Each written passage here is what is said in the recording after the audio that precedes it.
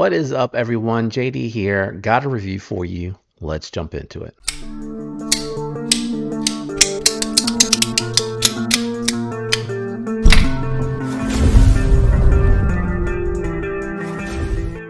All right, as you saw, we are checking out a new version of the Kubey C2 today.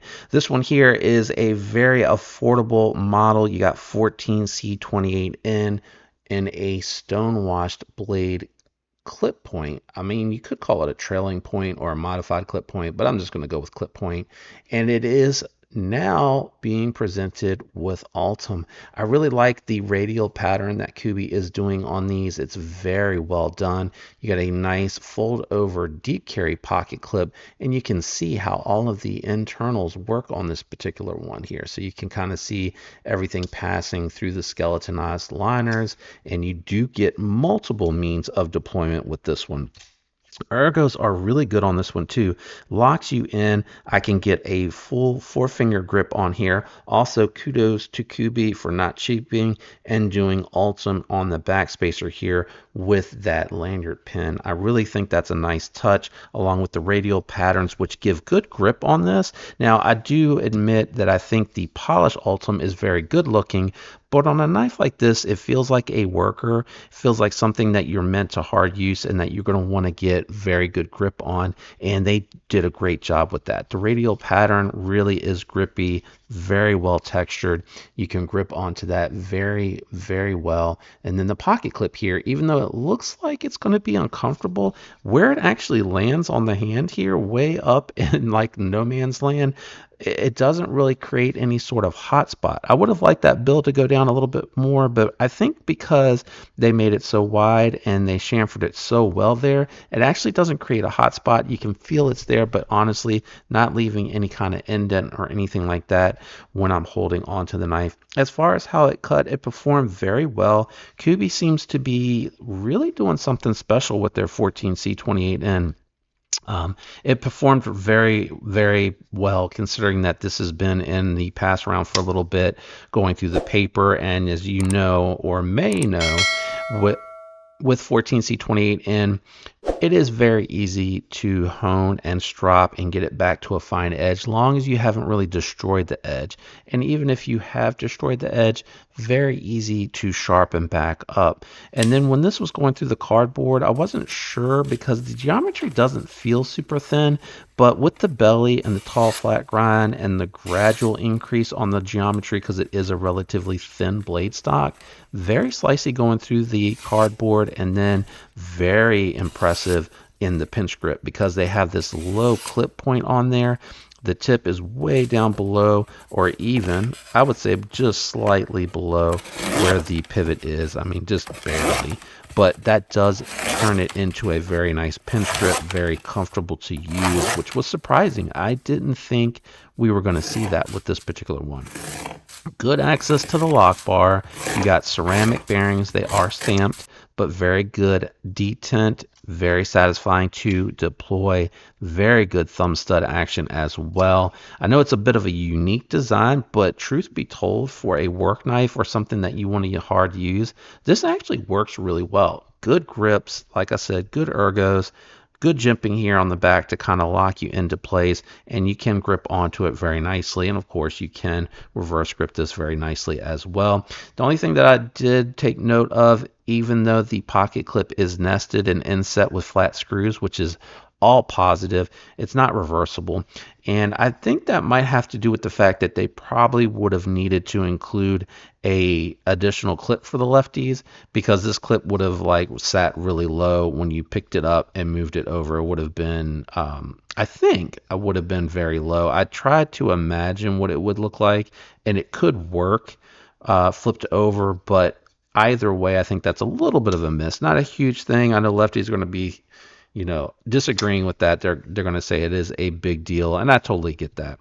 Locked up solid, dead center, and again, the 14C28N, I'm experiencing it a little bit more and more. seems to be really, really good. Like, I can't think, Civivi comes close, and Kaiser with their Nitro V seems to be doing really good work, but for some reason I feel like Kubey's 14C28N really does seem to shine. It doesn't seem to be as affected or impacted. It's impacted, don't get me wrong, but it seems to have like far less blemishes in the edge when you're cutting something like a cardboard, and that was a really thicker piece of cardboard that I used there in the cutting. Again, easy access to that lock bar, very easy to disengage. Flipper tab does block a little bit there. I would say probably European style would be a little bit more awkward because of the angle that you're coming in, but it's still not really that bad at all. Let's do some size comparisons, then we'll weigh out the knife, and then I'll give my final score on the Cetos. And I'm hoping I'm saying that right. So as you can tell here, the Cetos is going to be medium full. It is a little bit shorter than the Manix 2 lightweight and has a little bit less footprint, but even with my larger hands, I'm able to get a 4-finger grip on the Cetos, and the Manix 2 just gives me a little bit of room like kind of left over.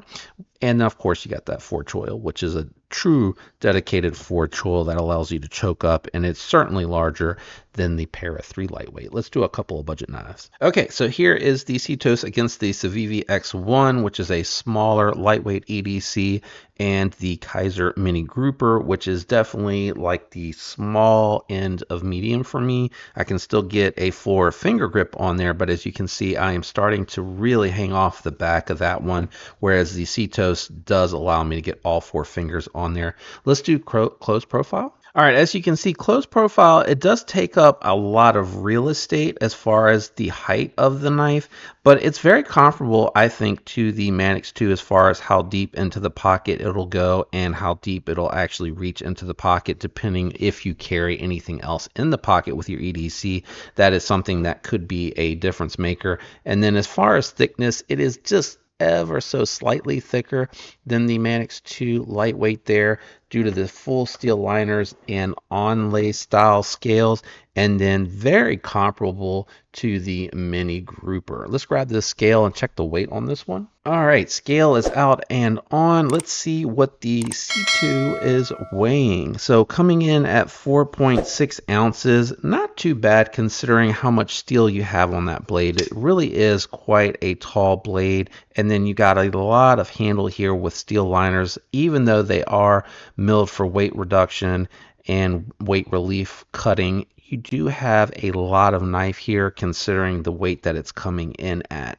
Let's go ahead and jump into a final score, guys. So for the scoring, if you're not familiar, I take into account the materials that you're getting, the price that you're paying, the performance, the action, everything that the knife represents, in my humble opinion. So you do get multiple means of deployment. You get stamped ceramic bearings with really smooth action.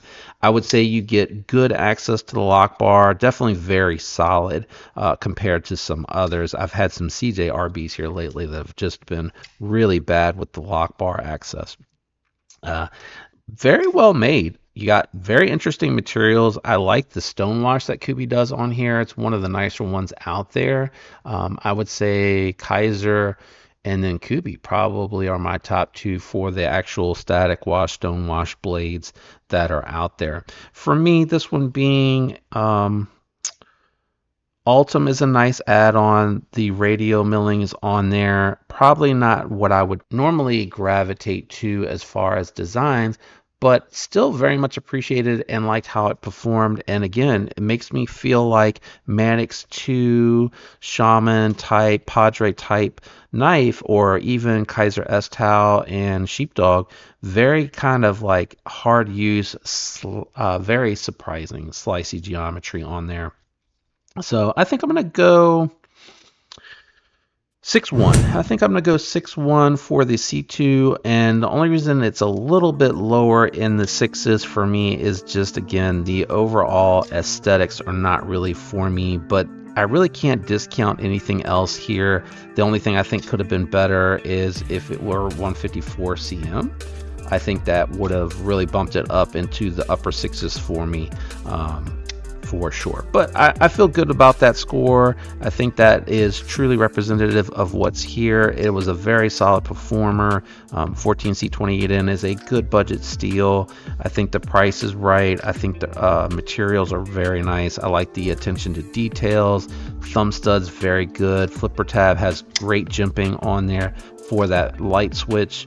I'm not moving at all as it's opening, so I'm not sliding off that at all. And even though the thumb studs do look like they're low profile, they're actually really good.